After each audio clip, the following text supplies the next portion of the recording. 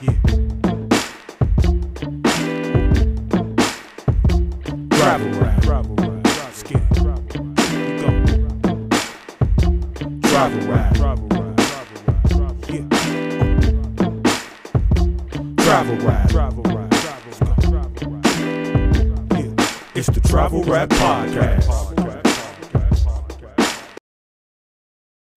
What's really good, y'all, and welcome to the Travel Rap Podcast, the place where the art of storytelling meets the world of travel. I am your host, Frank Nitt, and for today's destination, we're going to sunny Los Angeles, California, and we're going to talk about the making of my album with the great producer Madlib.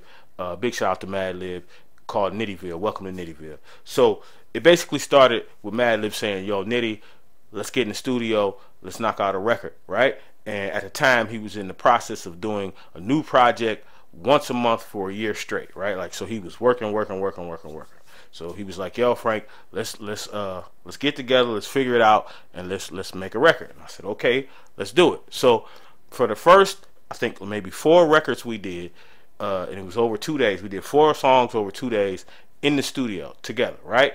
And this is a rare occasion because Madlib is rarely in the studio when the rappers is rapping and doing that thing. He's usually somewhere either creating the next new thing or, you know, just somewhere being Madlib.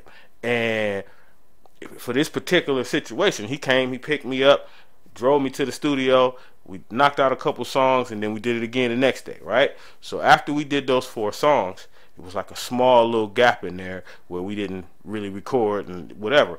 But it was because he was, you know, working on all the projects, a year's worth of music, right? Like, so when we finally came back to the table, he was like, "Yo, okay, come to the studio and I got some beats for you, and then you can start, you know, writing songs and we can start knocking them out." And I said, "Okay, bet."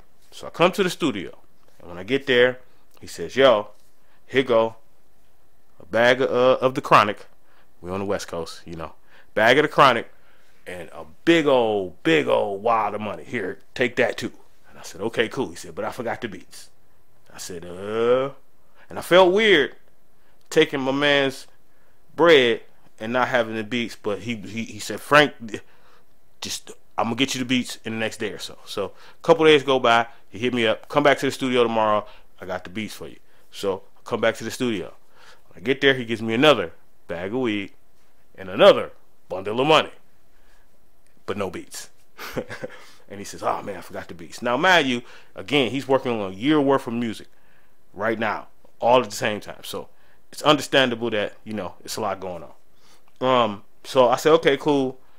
I go back, we wait a couple days, I come back. On the 3rd time, I come back, and I remember this clearly because it was 420, right? And I come back, and he gives me a gigantic, I mean a duffel bag full of marijuana and all types of things that go with it. Papers, blunts, rollers, stickers, it was the 420 backpack. It was crazy, right? So he gave me that. Another big old ball of money. But I forgot the beats. But then I said, "Wait a minute. How about I record the vocals over my own beats, and then I just send you the vocals with the tempo, and then you can just go crazy?" He said, "You could do that?" Yes, I could do that.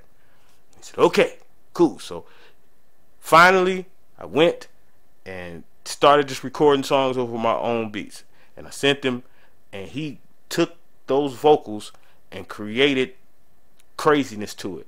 So go back and listen to that album, because guess what? Only 4 of whatever songs you hear, and there's actually a second version of it where it's a few more instrumentals and a couple remixes. Only 4 of the songs you hear out of the 12, 13, or whatever it is, 14 songs, are actually recorded to the beat that it's on. Everything else, I didn't know what the music was going to sound like until he was finished.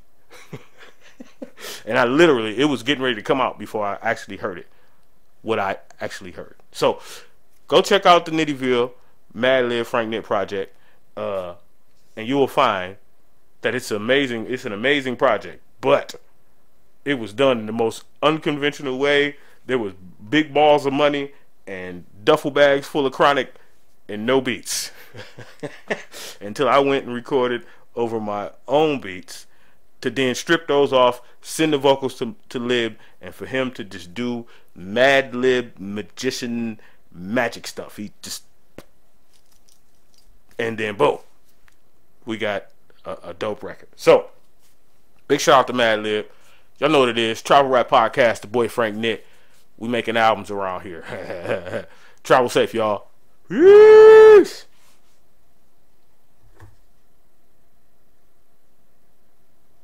Yeah. Travel rap, travel rap, skin, travel rap, travel rap, yeah. Travel rap, travel rap, yeah.